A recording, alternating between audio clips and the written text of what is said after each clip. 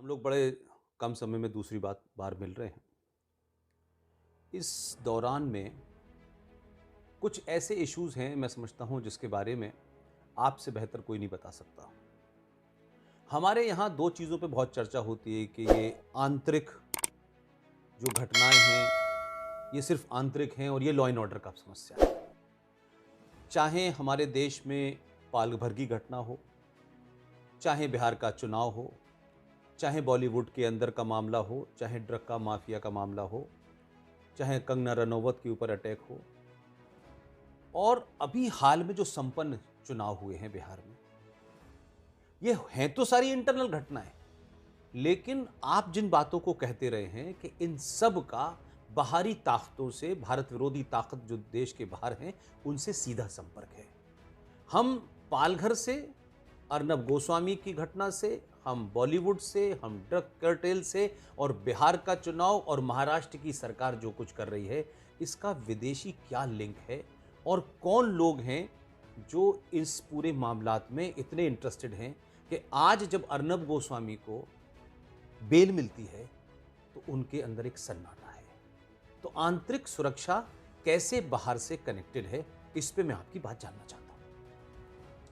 देखिए, मैं शुरुआत इस बात से करूंगा कि 60-70 के दशक तक, ये उस समय जब कोल्ड वॉर था, तो ये तमाम जो विदेशी ताकतें थीं वो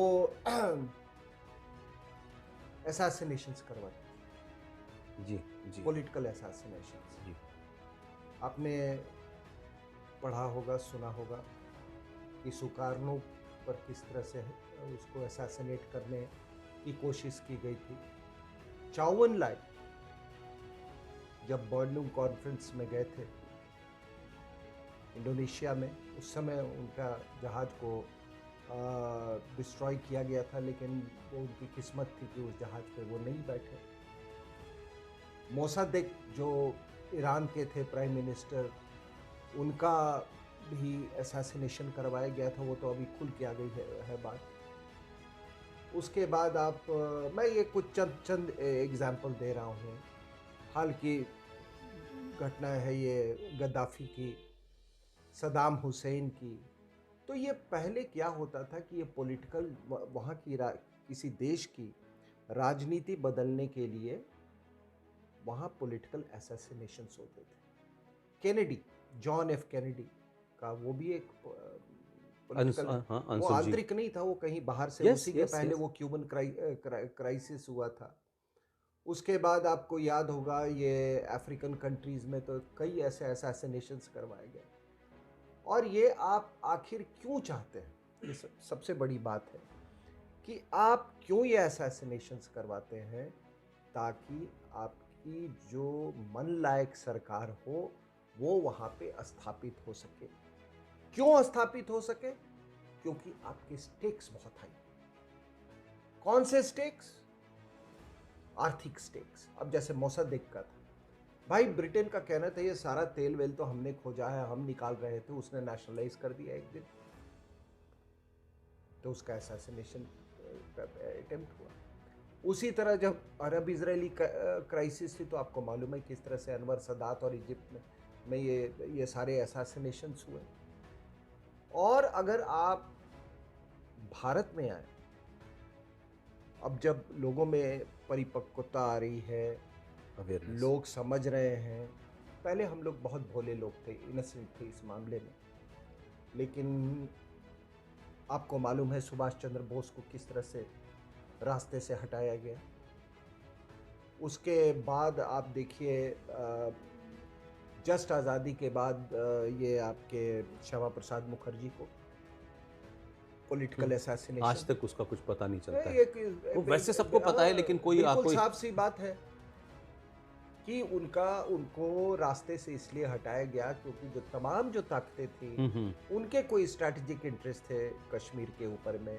और वो जो अरेंजमेंट चल रहा था, जैसे ब्रिटेन छोड़ के गए थे कि पीओके का हिस्सा उनके पास था, वो एक हिस्सा उनको चाहिए था उस समय, क्योंकि उस समय एक लाइन उन्होंने, डिफेंसिव लाइन, कम्युनिस्ट एक्सपेंशनिज्म के खिलाफ उन्होंने एक बनाई थी, तो उनको वो चाहिए था। तो श्यामा प्रसाद मुखर्जी को आपने देखा किस तरीके से वैसा से उनका हत्या की गई, होमी जे भाभा की किस तरह से आज की तक पता गई, नहीं चला।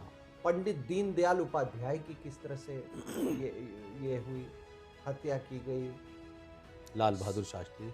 लाल बहादुर शास्त्री की। लाल बहादुर शास्त्री की, अब आप कोई कहेगा कि लाल बहादुर शास्त्री की हत्या जो हुई वो नहीं नहीं वो नेचुरल डेथ था।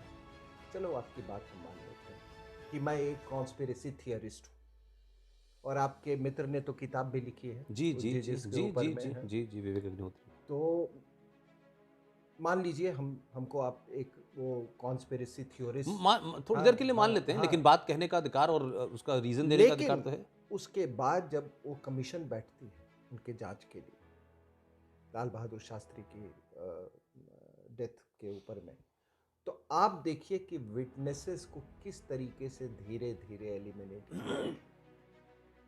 जो कुक था उसको एलिमिनेट किया गया, कोई यहाँ आया उसको एक्सीडेंट में मार दिया, जो डॉक्टर था, डॉक्टर साहब थे, उनका निधन बहुत सस्पिशियस सर्कमस्टांसेस में हुआ। तो वो पृष्ठभूमि आप पूरी देख लें उसकी। उसके बाद से लाल बहादुर शास्त्री के बाद आप देख लीजिए मैडम इंदिरा गांधी का संजय गांधी, संजय गांधी की डेथ। संजय गांधी अगर होते तो मैं ये नहीं कहता हूँ कौन सी दिशा होती, अच्छी दिशा होती, खराब दिशा होती, लेकिन वो व्यक्ति अगर जिंदा होता तो यही दिशा नहीं रहती, ये दिशा नहीं रहती, और ये ताकतें नहीं होती। ये ताकत एब्सोल्युटली। तो संजय गांधी की हत्या हुई, संजय गांधी के फादर इन लॉ की हत्या हुई, संजय गांधी के चाचा जो पुलिस में थे उनकी लाश सुखना लेक में पाई गई, और उसके बाद राजीव गांधी की हत्या हुई। राजीव गांधी की हत्या, मैं उस समय चेन्नई में पोस्टेड था, और जब वो श्री पेरुम्बदूर जा रहे थे तो मैं उनको देखा था। मैं अपने उस समय जो मेरे सीओ थे, मैं ऑफिसर्स ट्रेनिंग एकेडमी में पोस्टेड था, तो मैं उनको लाने गया था, वो दिल्ली से आ रहे थे। तो उस दिन that fateful day I saw Rajiv Gandhi की एट कैंप, वो श्री पेरुम्बदूर वो ओटीए के पीछे से ही गए थे। तो कभी कभी, और इस बात का आज तक मुझे जवाब नहीं मिला कि आईपीकेएफ जो है वो तो वापस लौट रही थी उस समय, दोबारा डिप्लॉय होने का कोई सवाल ही नहीं उठता था। तो आखिर कौन सी ताकतों ने राजीव गांधी को मारा और क्यों मारा? इसको, जहां तक श्रीलंकन नीति की सवाल है, तो काफ़ी क्रिटिसिज्म झेलना पड़ा था, और उन्होंने एक तरह से वो अबैंडन कर दिया था। तो किन ताकतों ने उनको मारा? राजीव गांधी को। राजीव गांधी के बाद आप तमाम देखें, उसके बाद राजेश पायलट की किस तरह से मतलब वो उनकी मौत, दुर्घटना बताई गई, कार एक्सीडेंट बताया और ये गया। बहुत बढ़िया तरीका और है ये माधवराव सिंधिया तमाम, मैं उसकी छोड़िए, मैं सभी जगह ऐसे ही देखता हूँ, किसी जर्नलिस्ट को मारना है, वो घर से निकल रहा है, कोई ट्रक, स्पीडिंग ट्रक आया, मार दिया। नहीं, इसमें दो तीन और जोड़े ना सर जी। सोनिया गांधी की बेटी का ससुर, सोनिया गांधी की बेटी का देवर यूसुफ सराय में एक छोटे से होटल में आत्महत्या करके डेथ उसकी होती है। उसकी बहन जो है रॉबर्ट वाड्रा की, वो कार एक्सीडेंट में मर जाती है। तो पूरा खानदान मर जाता है, पूरा खानदान। तो ये सिलसिला बहुत डीप है। जी जी जी। और जी। उसके बाद माधवराव सिंधिया। तो ये मैंने आपको चंद उदाहरण इसलिए दिए कि आजकल ये जो असैसिनेशंस का एक दौर था, वो एक अपना तरीका है राजनीति को इन्फ्लुएंस करने का। और इसमें ये क्यों नहीं जोड़ते, हम क्या कहते हैं कि क्या मोदी के ऊपर अटेम्प्ट नहीं हुआ?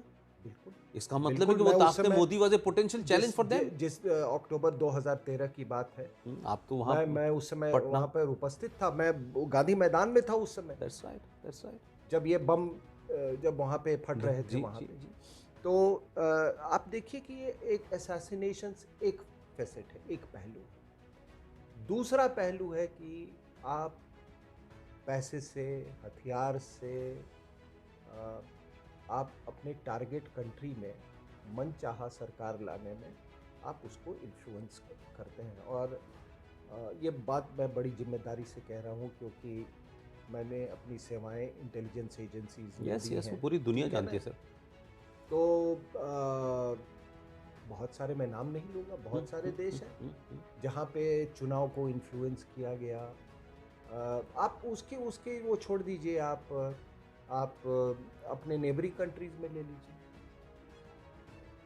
आप अपने नेबरिंग कंट्रीज में ले लीजिए, भंडर नाइक, उनकी असैसिनेशन हुई। ज़ियाउल हक की हुई, मुजिबुर भुट्टो की रहमान, हुई, मुजिबुर रहमान, मुजीबुर रहमान की हुई। मुजिबुर रहमान, वो सबको ही मालूम था कि उस समय कोल्ड वॉर था और वो पूरी पृष्ठभूमि थी, तो उनको किसी को लगा होगा कि ये सोवियत ब्लॉक का आदमी है, तो उनकी असैसिनेशन। क्योंकि उसके बाद जो फोर्सेज आई, ज़ियाउर रहमान वाली, जिसकी बेगम खालिदा जी जी, जी जी जी। वो टोटली दूसरे कैंप में थी, वो एक असैसिनेशन। तो ये अपने सब कॉन्टिनेंट में जो आपने उदाहरण दिया, भुट्टो को लटकाया गया, वो तो अमेरिकन्स ने ड्रामा किया था। जब या भुट्टो पूरा। को लटकाया गया था, अंदर अंदर वो बहुत खुश थे, वो तो चाहते, वो तो पूरी, उन्होंने वो प्लान बना, अफगानिस्तान वाली उन्होंने योजना बना रखी यस थी। यस यस, वो ज़ियाउल हक हक को को पॉप अप किया गया। Ziaul Haq was being prepared for that day to take over when he was a brigadier. Brigadier, yes yes yes. उस समय से उसको कल्टीवेट किया गया था ज़ियाउल हक को। ज़ियाउल हक से जब वॉर इन अफगानिस्तान जब खत्म हो गई और उनकी सोवियत फोर्सेस विड्रू, उन्होंने कहा ये तो लायबिलिटी है, उसको तो मरवा दिया बहावलपुर लेके। के आम की पेटी रख दी गई उसमें। वहाँ जी, और वो उसके बाद आपने इसका भी देखा, बेनज़ीर। बेनज़ीर भुट्टो यस को। यस। और बेनज़ीर भुट्टो को इस बात का बिल्कुल इल्म था कि ऐसा कुछ होगा, और वो बार बार आप उनके बयान पढ़ जी लीजिए। जी जी, बहुत ऑब्वियस था, बहुत ऑब्वियस था। तो ये मतलब आप मनचाहा सरकार लाने के लिए, एक तो असैसिनेशंस, दूसरा आप चुनाव को इन्फ्लुएंस करना चाहते हैं। तो आप क्या कर, क्या अभी हाल के दिनों में अमेरिका का जो चुनाव हुआ है, उसमें भी आप देखते हैं कि विदेशी ताकतों ने अमेरिका के चुनाव को अपने एजेंडे के हिसाब से, उसमें चीनी फैक्टर बहुत देखिए, स्ट्रॉन्ग है। नहीं साहब, देखिए, मैं जब ये ओबामा साहब आए थे, तो उस समय पूरी ये चर्चा थी कि इनको सऊदी मनी ने इनको बहुत ज़्यादा इनको प्रोपेल किया था। और मैं उस समय एक सिंगापुर में एक पाकिस्तानियों के साथ एक ट्रैक 2 था।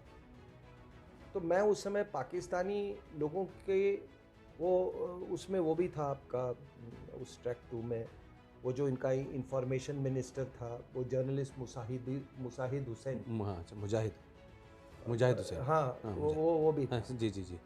तो ये सब लोग ना, वो बहुत कैलकुलेट करके ओबामा का मिडिल नेम पर बहुत इसरार कर रहे थे हाँ, हुसैन। कि देखो बराक हुसैन ओबामा अब हमारा आदमी बन गया। Yes yes yes. तो ये तो खैर इनकी वो है, वो इनकी खैर, प्रवृत्ति है, ये जी जी। बहुत जल्दी खुश हो जाते हैं, बहुत दे आर जल्दी, इमोशनल इडियट्स कुछ हाँ, मामलों में। इमोशनली और बहुत जल्दी डिमोरलाइज भी हो जाते हैं। तो ये उनके उसमें हुआ।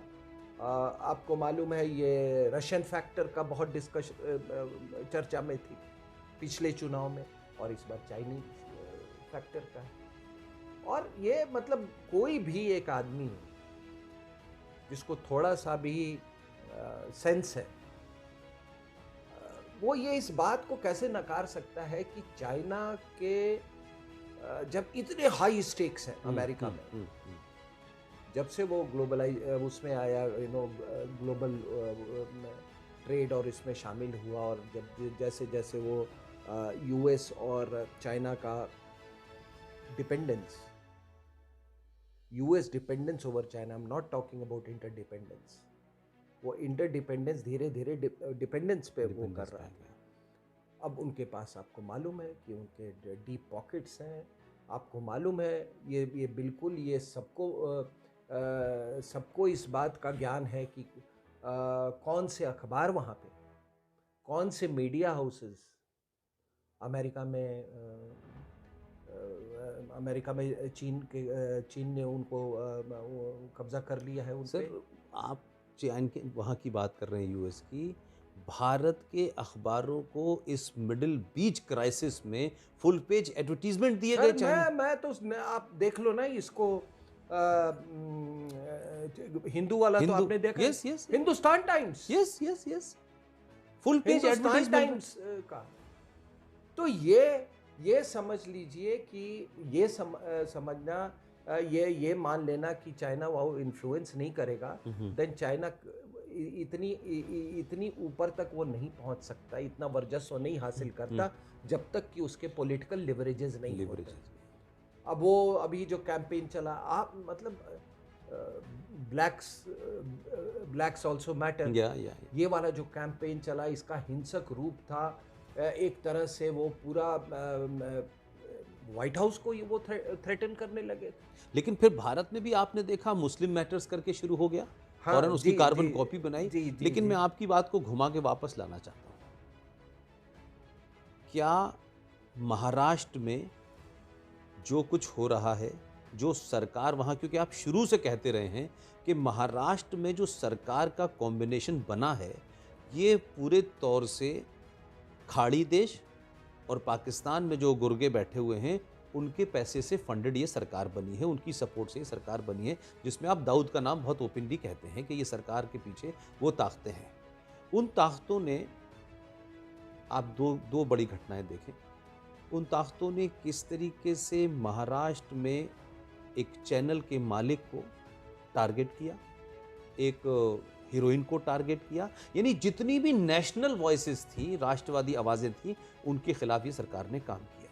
और इसी के साथ मैं आपको जोड़ना चाहता हूँ, हाल के बिहार के चुनाव में जो भी कुछ आया हुआ है और जो रिजल्ट आए हैं, मैं उस पर लाना चाहता हूँ आपको। देखिए, मैं पहले बिहार की बात करूँगा। जी। और बिहार की बात, अगर आप चुनाव का, आप इसका परिप्रेक्ष्य, अगर परिप्रेक्ष्य समझना चाहते जी, तो जी, जी। ये नक्शा आपको मालूम है, आपके साथ में यस यस, ये तो कई जगह मैं गया हूँ, हर एक नहीं, यूनिवर्सिटी। आपने जितना भी, मुझे हाँ, याद है लेक्चर किए, हाँ, उसमें जब वो नक्शे का रोल हाँ, था ना, हाँ। उससे लोगों को क्लियर हो जाता था तो बिल्कुल। वो इस नक्शे को मैं हमेशा, मैंने इस पर समझाने की कोशिश की है, क्योंकि ये जो तमाम ये जो महाराष्ट्र में देख रहे हैं और या बिहार के चुनाव में आप जो देख रहे हैं, वो सारा का सारा कुछ इंटरनल सिक्योरिटी से रिलेटेड है। और आपको तब इस बात का एहसास